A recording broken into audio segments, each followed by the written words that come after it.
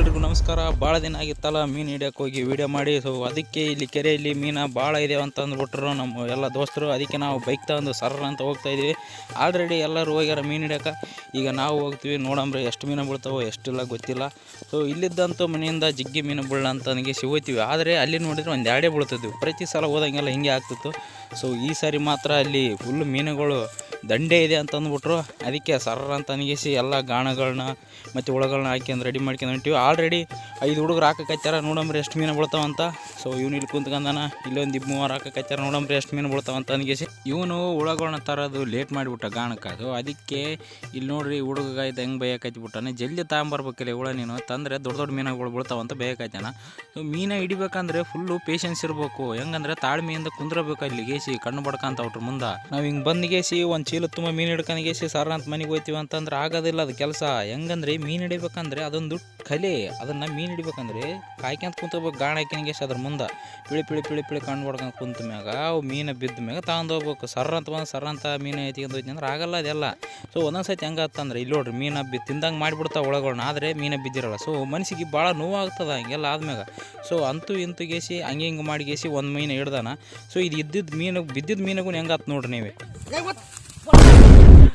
ಅಯ್ಯೋ ದೇವರೇ ನೀನು ಇದ್ದರೆ ಯಾಕ ಎಂತ ಶಾಪ ಕೊಟ್ಬಿಟ್ಟಿ. ತಾರ ಫಸ್ಟಿಗೆ ಹೋಯ್ತು ಎಣ್ಣೆ ತಿಂದವು. ನೋಡ್ರಿ ಎಷ್ಟು ಸಿಟ್ಟು ಬಂದ್ಬಿಡ್ತು ನೋಡ್ರಿ. ಮೀನು ಬಿದ್ದಿದ್ದು ತಪ್ಸ್ಕೊಂಬಿಟ್ರೆ ಎಷ್ಟು ಸಿಟ್ಟು ಬರ್ತದ ಗೊತ್ತಿಲ್ಲ ರೀ. ಅಲ್ಲೆಲ್ಲ ಹೋದ್ಮ್ಯಾಗ ಹಿಂಗೆಲ್ಲ ಜಗಿ ಅನುಭವಿಸ್ಬಿಟ್ಟಿರ್ತೀವಿ ನಾವು. ಅದೇ ಮೀನು ಬಿದ್ದು ಚೀಲ್ದಾಗ ಹೋಯ್ತು ಅಂದ್ರೆ ಅಷ್ಟು ಖುಷಿ ಬೀಳ್ತದೆ ನಮ್ಗೆ. ಇಲ್ಲಿ ನೋಡ್ರಿ ಎಲ್ಲ ಹುಡ್ರು ಆ ಕಡ್ಲಿದ್ದು ಹೋಗ್ತಾರಾಗ. ಇಲ್ಲಿಗ ಒಂದು ಮೀನು ಬಿದ್ದದ ಪಳ ಪಳ ಪಳ ಅಂತ ಹೊಳೆಕೈತದ ಹುಡುಗನ ಮಕ್ಕ. ಅಷ್ಟು ಖುಷಿ ಮೀನು ಬಿದ್ದರೆ. ಅದೇ ಮೀನು ತಪ್ಸಿ ಅಂದರೆ ಫುಲ್ ಹಂಗೆ ರೊಚ್ಚಿಗೆ ಎತ್ಬಿಡ್ತಾರೆ. ಹಂಗೆ ಸಿಟ್ಟು ಬಂದ್ಬಿಡ್ತಾರೆ. ನೆಡ್ರೈಲಿ ಆ ಕಡೆ ಮನೆಗೆ ಹೋಗ್ಬಿಡ್ತಾನೆ ಅಂತ ಅಂದ್ಬಿಡ್ತಾರೆ. ಸೊ ಇಲ್ಲಿ ನೋಡ್ರಿ ಎಲ್ಲ ಒಂದು ಮೀನು ತಪ್ಸಿದ ಮ್ಯಾಗ ಸರ ಅಂತ ಎಳೆದೆಳ್ದು ಹಾಕೈತಿಬಿಟ್ರೆ ಮೀನುಗಳು. ಏನೋ ಒಂದು ಮೀನು ಮಿಸ್ ಆದಾಗಲಿದ್ದು ನೋಡಕೈತಿವಿ. ಮೀನು ಬೀಳಕೈತೇವೆ ಇವ್ರು ಹಾಕೇ ಆಗಕೈತಾರ. ಒಂದು ಮಿಸ್ ಆಗೋವಲ್ಲು. ಏನೋ ಒಂದು ಮೀನು ಮಿಸ್ ಆದ ಸಲುವಾಗಿನ ಏನೋ ಕರುಣೆ ತೋರಿನೇನು ದೇವ್ರಿಗೆ ಗೊತ್ತಿಲ್ಲ. ಮೀನಂತೂ ರಪ್ಪ ಅಂತ ಬೀಳಕೈತಿರು. ಟಪ ಅಂತ ಹಾಕೈತಿಬಿಟ್ರೆ ಚೀಲ್ದಾಗ ಎಗ್ಗಿ ಬಿದ್ದುಬಿಟ್ಟು ಮೀನು. ಅದಕ್ಕೆ ಸಾಕು ಬರ್ರಿ ಅಂತ ನಿಗೇಸಿ ಹೋಗ್ಕೈತಿಬಿಟ್ಟು. ಏನೋ ಎಷ್ಟಂತ ಹಿಡ್ದಿದ್ದು ಹೇಳ್ರಿ, ಇರೋದ 5-6 ಜನ ಇದ್ವಿ. ಸಾಕು ಒಂದು 5-6 kg ಬಿದ್ದು ಅದನ್ನೇ ಮಾಡ್ಕೊಂತೀನಿ ನಮ್ಮ. ನೋಡಿ ಎಷ್ಟಿದೆ ಮೀನುಗಳು. ಈಗ ಮೀನ ಕ್ಲೀನ್ ಮಾಡುವ ಸಮಯ.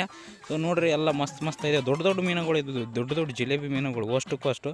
ಸೊ ಇವ್ರನ್ನೆಲ್ಲ ಮಸ್ತ್ ಕ್ಲೀನಾಗಿ ಮಾಡಿದ್ವಿ. ನೋಡ್ರಿ ಹೆಂಗಿದೆ 2 ಮೀನುಗಳು ಎಲ್ಲ ಬೇಸೇ ಇದ್ದು ಬಿಡ್ರಿ. ಆ ಕಡೆ ಒಂದು 4-5 ಅಷ್ಟೇ ಸಣ್ಣ ಜಿಲೇಬಿದ್ದು. ಸೊ ಇದಕ್ಕೆ ನೋಡ್ರಿ ಇವ್ರನ್ನೆಲ್ಲ ಫೈಟಿಂಗ್ ಮಾಡ್ಸಕತ್ತೀನಿ ಹುಡುಗ. ಮೀನು ಹಿಡಿಯೋದೆಲ್ಲ ಗ್ರೇಟು. ಆ ಮೀನುಗಳೆಲ್ಲ ಹಿಡ್ದಾದ್ಮ್ಯಾಗ ತೊಳಿತೀವಲ್ಲ ಅದಂತೂ ಸಾಕಾಗಿ ಹೋಗ್ತದೆ. ಅವು ನೋಡಿದ್ರೆ ಮುಳ್ಳು ಇರ್ತಾವೆ. ಅವ್ರನ್ನೆಲ್ಲ ಕ್ಲೀನಾಗಿ ತೊಳಿಬೇಕು.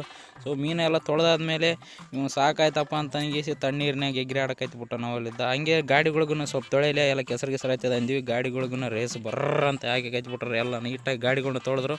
ಸೊ ಮೀನುಗಳನ್ನ ಈಗೆಲ್ಲ ತೊಳ್ಕೊಂಡು ಹೋಗಿ ಇವ್ನ ಐಸ್ ಅಡಿಗೆ ಮಾಡ್ಕೊಂಡು ಹೋಗ್ಬೇಕು. ಈ ಮೀನುಗಳೆಲ್ಲ ತೊಳೆಯೋಕನೇ ಒಂದು 2-3 ತಾಸು ಬೇಕು. ಸೊ ಈ ಕಡೆ ಮೀನುಗಳು ತೊಳೆಕಟ್ಟಾರ, ಆ ಕಡೆ ಗಾಡಿಗಳನ್ನ ತೊಳೆಕತ್ತಾರ. ಸೊ ಎರಡೂ ಒಂದೇ ಸಲ ಹಾಕೈತದೆ. ಸೊ ಈಗೆಲ್ಲ ತೊಳೆದ್ ನೋಡ್ರಿ ಹೆಂಗಾಗಿ ಮೀನುಗಳು ದೊಡ್ಡ ಜಿಲೇಬಿ. ಸೊ ಇನ್ನೊಂದು 4-5 ಇದ್ದು ಸಣ್ಣ ಔಟ್ರನ್ನ ಮಸ್ತ್ ಕ್ಲೀನ್ ಮಾಡಿಬಿಟ್ರು ನೋಡ್ರಿ. ಇಷ್ಟಾದ ಮೀನುಗಳು. ಸೊ ಇವಾಗೆಲ್ಲ ತಗೊಂಡ್ಗೇಸಿ ಹೋಗ್ಬೇಕು. ಸೊ ನೋಡ್ರಿ ಹೆಂಗಿದಾವ ದೊಡ್ಡ ಜಿಲೇಬಿಗಳು. ಈಗ ಇವೆಲ್ಲ ತಗೊಂಡೋಗಿಸಿ ಮಸ್ತ್ ಸಾರು ಮಾಡಿಬಿಡಮ್ರಿ. ಎಲ್ಲ ಕ್ಲೀನೆಲ್ಲ ಆಯಿತು. ಚೀಲ್ದಾಗ ತುಂಬ್ಕೈತಾರ. ಈಗ ಎಲ್ಲ ಒಂದೊಂದಾಗಿ ಮತ್ತೆ ಡಬಲ್ ಕ್ಲೀನಿಂಗ್ ಮಾಡ್ತೀವಿ ನಾವು. ನೈಸ್ ಕ್ಲೀನಿಂಗ್ ಮಾಡಿಕೇಸಿ ತಗೊಂಬಂದ್ವಿ. ಸೊ ಈಗೆಲ್ಲ ಮನೆಯಾಗೆಲ್ಲ ಸಾರು ಗೀರು ಮಾಡ್ಕೊಂಡ್ಗೇಸಿ ಪತ್ರುಳಿ ಕುಡಿಯೋ ನೀರು ಎಲ್ಲಷ್ಟು ತಗೊಂಬಂದ್ವಿ. ನೋಡ್ರಿ ಹಿಂಗೈತೆ ನೋಡ್ರಿ ಹೆಂಗೈತೆ ಘಮ ಅಂತೈತೆ. ಹಿಂಗೆಲ್ಲ ಮಸಾಲೆಗಳು ಹಾಕಿ ಮಾಡಿದ್ರೆ ಮತ್ತೆ ಹಂಗಿರ್ತದೆ ನೋಡ್ರಿ. ನೋಡ್ರಿ ಹೆಂಗೈತೆ ಪೀಸ್ಗಳು ನೋಡ್ರಿ ಮಸ್ತ್ ಇದಾವ. ರೆಡಿ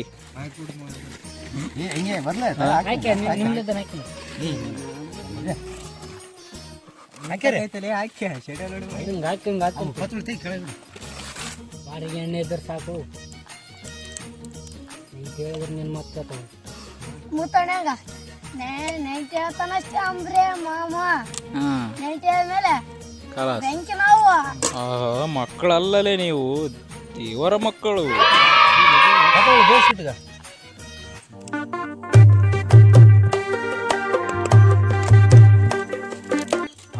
ಏನು ಗೊತ್ತೇನು ಹೊಡೆದೋತಿರ್ತಾವ ಪೀಸ್ ಹಾಕ್ಯಂದು ಆಮೇಲೆ ಹಿಂಗೆ ಸಾರು ಹಾಕಿರ್ ಬೇಸ್.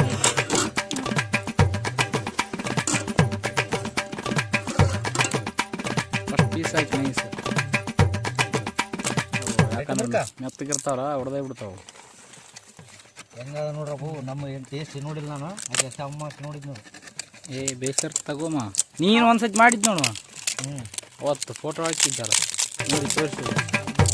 ಫೋಟೋ ಎಲ್ಲ ಹಾಕಿದ್ನಪ್ಪ ಪುಣ್ಯ ಯಾರ ಹೊಡೆದಿದ್ದೆ ಹೊಡೆದಿದ್ದು ನೋಡಿ ಕೆಂಪು ಮಾಡಿದ್ದು ನೋಡಿ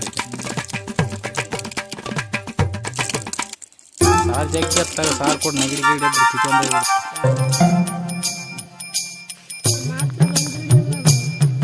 ಬೇಸೇ ಇಲ್ಲ.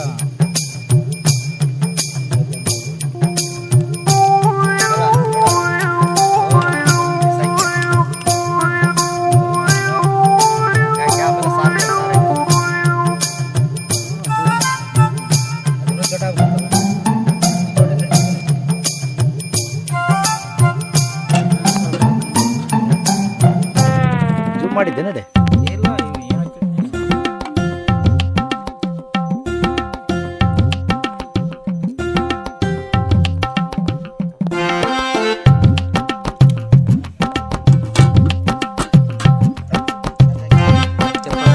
ವಿಡಿಯೋ ಮಾಡಕ್ಕಲ್ಲ ಕಲಾಸ ಆಗೋಯ್ತು.